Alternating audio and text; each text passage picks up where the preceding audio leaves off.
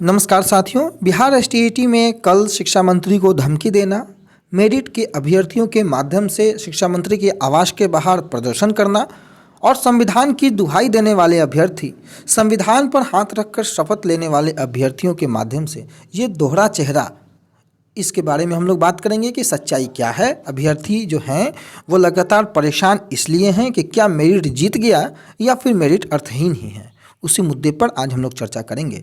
80,402 अभ्यर्थियों को गवर्नमेंट ने क्वालिफाई बताया है और उन सभी अभ्यर्थियों को आगे पात्र माना गया है, परंतु कुछ लोगों का यह कहना है कि गवर्नमेंट ने नोटिफिकेशन के साथ खिलवाड़ किया है। वो मेरिट लिस्ट के कैंडिडेट हैं, गवर्नमेंट उनको मेरिट को हटा दिया। परंतु ये समझना होगा कि जो बिहार में जो एसटीईटी की एग्जामिनेशन हुई थी उसमें जो कैंडिडेट मेरिट में आए थे वो कोई नियुक्ति की मेरिट नहीं थी। अब आप ज़बरदस्ती किसी चीज़ को समझने के लिए अगर तैयार नहीं हो तो उसका कोई उपाय नहीं है, परंतु अभ्यर्थियों को एक बात तो कम से कम समझना होगा कि गवर्नमेंट ने 21 जून को जो गलती की, मेरिट और नॉट मेरिट का विवाद गवर्नमेंट ने उत्पन्न किया, ये बिल्कुल जायज़ बात है। परंतु आज के समय में अभ्यर्थियों को ये देखना होगा कि गवर्नमेंट के माध्यम से जो निर्णय लिए गए हैं उसको कानूनी तरीके से आप क्या उसका काट निकाल सकते हैं, कानूनी तरीके से आप उसका विरोध कर सकते हैं। कई अभ्यर्थियों ने इसका दावा किया है और दावा करते हुए पटना हाईकोर्ट के शरण में गए हैं, परंतु अब इन्हें न्यायिक व्यवस्था पर भी यकीन नहीं है, न्यायालय पर भी इन्हें अब यकीन नहीं है। ये अब हिंसा पर उतारू हो जाते हैं। बताइए, शिक्षा मंत्री को धमकी देना, शिक्षा मंत्री को अपशब्द कहना, ये कहीं से क्या बिहार में एसटीईटी के जो अभ्यर्थी जो शिक्षक पद पर बनने की चाह रखते हैं वो कहीं से उनके लिए जायज़ है? आपको ये पता होना चाहिए या समझा जा सकता है। अभ्यर्थियों के फ्रस्ट्रेशन का लेवल भी समझा जा सकता है। सरकार को भी इस पर ध्यान देना चाहिए कि गवर्नमेंट किस तरीके से इस विवाद को हल करे। दोनों पक्ष में जिस तरीके से विवाद उत्पन्न है, गवर्नमेंट को उसमें एक स्टेप आगे बढ़कर गार्जियन के रूप में जो है कोई उचित कदम उठाना चाहिए और सीट बढ़ाने पर खुलकर जो है वो चर्चा करनी चाहिए ताकि जो विरोध है वो कम हो सके। परंतु गवर्नमेंट भी शिथिल है और गवर्नमेंट शिथिल होने के साथ केवल पात्र बनाई है, खुलकर अपने पत्ते साफ नहीं करती है, इसलिए अभ्यर्थियों में रोष है। परंतु अभ्यर्थियों को भी ये बात समझना होगा कि आप जो है वो विरोध दर्ज कराएं, परंतु विरोध के दरमियान कुछ ऐसा कृत्य न कर बैठें जिससे आपको नुकसान हो जाए। अब देखिए, संविधान की दुहाई देते हैं ये लोग और उसके बाद अगर हिंसा की बात, शिक्षा मंत्री को धमकी देने की बात अगर हो तो इसका सपोर्ट कहीं से नहीं होना चाहिए। ये कृत्य एक शिक्षकों की मर्यादा के अगेंस्ट है। शिक्षा मंत्री का पद जो है वो एक संवैधानिक पद है, उस पद की गरिमा रखनी चाहिए और उस पद का कम से कम सम्मान करना चाहिए। शिक्षा मंत्री ने जो निर्णय लिए हैं, लगातार आप लोगों को पता है कि वो निर्णय क्वालिफाई की एलिजिबिलिटी को बढ़ाता है और कहीं से ऐसा कोई कानून नहीं है जो ये कहे कि 2011 की आप एलिजिबिलिटी को बढ़ा दीजिए और 2019 के क्वालिफाई की एलिजिबिलिटी को न बढ़ाएं। परंतु ये अभ्यर्थी या तो समझ करके अनजान बने हुए हैं या फिर समझते ही नहीं हैं।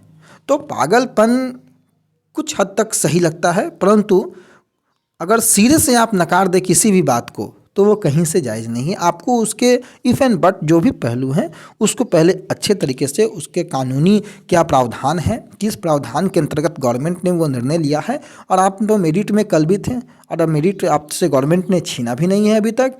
आपको ये बात सोचना होगा कि क्या वो मेरिट नियुक्ति की थी, और अगर नहीं थी तो क्या आप 2019 के जो क्वालिफाई हैं आप उनसे जो विवाद आपका जो है, आपका 2011 के जो अभ्यर्थी आ रहे हैं आप उनको कैसे रोकिएगा? यही सवाल तो लॉजिकल और तार्किक रूप से प्रश्नों का जवाब ये नहीं दे पाते हैं। इनको ये पता है कि कोर्ट में क्या होने वाला है, बिल्कुल जो ये लोग कहते हैं कि 200% जीत तय है, तो फिर इतना अकबकाने की, इतना हड़बड़ाने की आवश्यकता नहीं है। अब देखिए, विज्ञापन का ये लोग हवाला देते हैं कि विज्ञापन की एक बिंदु नहीं हटनी चाहिए और स्वतः मांग उठाते हैं कि एसटीईटी मार्क्स के आधार पर बहाली कर ली जाए। तो क्या विज्ञापन ये कहता है कि एसटीईटी मार्क्स के आधार पर बहाली हो? नियमावली को ताक पर रख के ये लोग चाहते हैं कि सर्विस रूल को ताक पर रखकर बहाली करवा ली जाए। स्वयं आवाज़ उठाते हैं कि विज्ञापन के अकॉर्डिंग ना चलें और बात करते हैं कि विज्ञापन में बदलाव भी ना हो। तो दोनों ये डबल स्टैंडर्ड जो है अभ्यर्थियों का, इससे अभ्यर्थियों को समझना होगा कि कुछ लोग जो हैं वो सिर्फ अपनी दुकान चलाने के लिए लाखों रुपए अभ्यर्थियों से लिए चंदे के नाम पर, और उसी केस के नाम पर कि भाई आप के पैसे दीजिए, केस होगा, केस में अभ्यर्थी जो हैं वो जीतेंगे, तो शुभकामना है। आप न्यायिक प्रक्रिया में है, आपको यकीन होना चाहिए और जो भी न्यायालय का फैसला होगा उस फैसले को सभी को स्वीकार करना होगा। जब आपका पक्ष मजबूत है फिर इस तरीके की ओछी हरकत क्यों? आखिर शिक्षा मंत्री को धमकी देने की आवश्यकता आपको क्यों पड़ी पब्लिक प्लेटफॉर्म पर?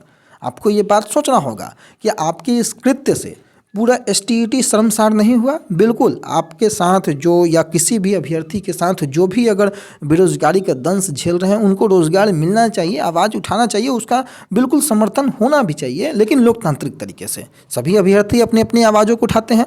परंतु ये अगर अभ्यर्थी करने लगें कि जा करके डायरेक्ट शिक्षा मंत्री को धमकी देना या शिक्षा मंत्री को अपशब्द कहना, ये कहीं से उचित नहीं है, इसका समर्थन नहीं होना चाहिए।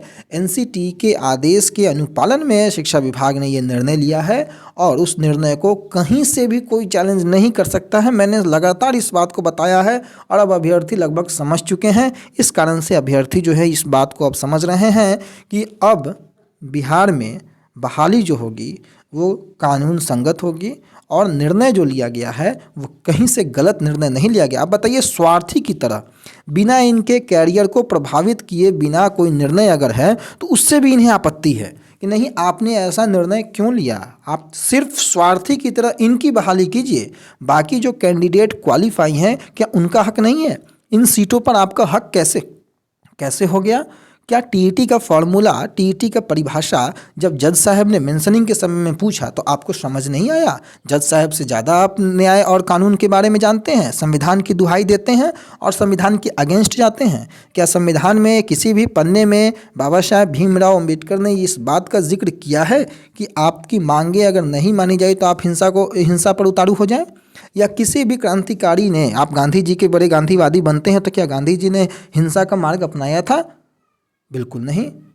आप किसी भी आंदोलन को देख लें, जो क्रांतिकारी आंदोलन, लेकिन आप लगातार दुहाई देते हैं कि आप जो हैं सत्य के राह पर हैं, तो सत्य के राह पर हैं तो सत्य परेशान हो सकता है परंतु पराजित नहीं हो सकता है। तो आप न्यायिक प्रक्रिया में गए हैं, आप न्यायालय में इंतजार कर ले। अगर आपको लगता है कि आपकी जीत सुनिश्चित है तो कोई नहीं रोकेगा आपकी जीत को, परंतु फिर इतनी बेचैनी क्यों? ये दर्शाता है कि आप सबों को पता है कि आगे क्या होने वाला है। बिहार में गवर्नमेंट ने जो निर्णय लिया है उस निर्णय को कहीं से भी गलत नहीं माना जा सकता है, ऐसा मेरा मानना है। और वो छात्र हित में लिया गया निर्णय है और उसमें कोर्ट भी इंटरफेयर नहीं करेगी, क्योंकि 80,000 अभ्यर्थी में से केवल 30,000 अभ्यर्थी जो मेरिट में है, केवल उन्हीं की जीवन का मसला नहीं है। ये बाकी जो 50,000 बचते हैं, साथ ही साथ 2011 के जो अभ्यर्थी बचे हुए उनके भी जीवन का मसला है। तो ये कोई भी कोर्ट ये फैसला नहीं लेगी कि 30,000 अभ्यर्थियों के लिए 50,000 अभ्यर्थियों की बलि चढ़ा दी जाए, ये कहीं से नहीं होगा। इसलिए गवर्नमेंट ने जो छात्र हित में फैसला लिया है उसका सम्मान करना चाहिए आपको, और सारे अभ्यर्थियों के बारे में सोच करके ये जो आप प्रदर्शन कर रहे हैं सीट बढ़ाने को लेकर के करना चाहिए। सारे अभ्यर्थियों को मिलकर सीट बढ़ाने को लेकर के प्रदर्शन करना चाहिए। यही एक जायज़ प्रदर्शन होगा और उसका कोई फ्रूटफुल नतीजा भी निकलेगा। परंतु मेरिट को लगातार शिक्षा मंत्री ने बताया है कि वो अर्थहीन है, और उस अर्थहीन मेरिट के पीछे का जो लॉजिक शिक्षा मंत्री ने दिया है आपको उसको समझना चाहिए। जो लेटर जारी हुआ है 26 जून का, उसमें इस बात की चर्चा की गई है कि क्यों क्वालिफाई बनाया गया है इन लोगों को, और अगर वो आधार गलत है तो आप तो कोर्ट में गए हैं उसी को चैलेंज करते हुए 26 जून के लेटर को। तो आप इंतज़ार कर लें, जो न्यायिक व्यवस्था है उस पर जो न्यायालय में फैसला आएगा वो फैसला स्टोधारी होगा। जज साहब ने भी तो ये सवाल किया था कि आपके करियर को ये कहाँ तक प्रभावित करता है ये निर्णय। उस समय कोई जवाब नहीं है, आज भी कोई जवाब नहीं है। रही बात विज्ञापन में बदलाव किया, तो आप लोग का तो मांग भी होता है कि विज्ञापन में बदलाव करके बहाली कर ली जाए स्टेट मार्क्स पर, लेकिन आपको पता है कि ये बात आप क्यों कर रहे हैं, क्योंकि आपको पता है कि आप 2011 को छू भी नहीं सकते हैं, और 2011 को जब नहीं छू पाइएगा तो 19 को कैसे आप छूइएगा।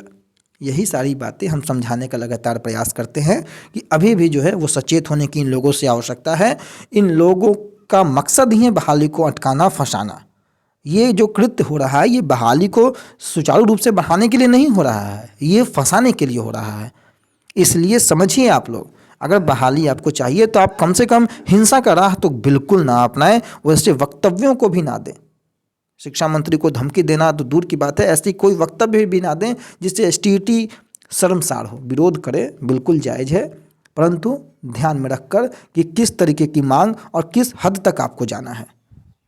उम्मीद होगा कि इस वीडियो के बाद अभ्यर्थी सचेत होंगे और जानेंगे कि ये जो दोहरा चेहरा लेकर के ये लोग आते हैं, एक और संविधान की दुहाई देते हैं, दूसरी ओर संविधान को ही हाथ में ले लेते हैं। इसलिए संविधान की दुहाई देने वाले लोग संविधान के अगेंस्ट कम से कम ना जाएं, ये सभी लोगों से अपील होगा। और बिहार में जो अभी बहाली हो रही है, इसके जैसे ही ख़त्म होगा ये बहाली, 7वें चरण की बहाली आएगी और उसके लेकर के सभी को प्रयास करना चाहिए। सीटों को बढ़ाने के लेकर के प्रयास करना चाहिए, ताकि जितनी अधिक से अधिक सीटें बढ़ेंगी अभ्यर्थियों का ज़्यादा से ज़्यादा भला हो पाएगा।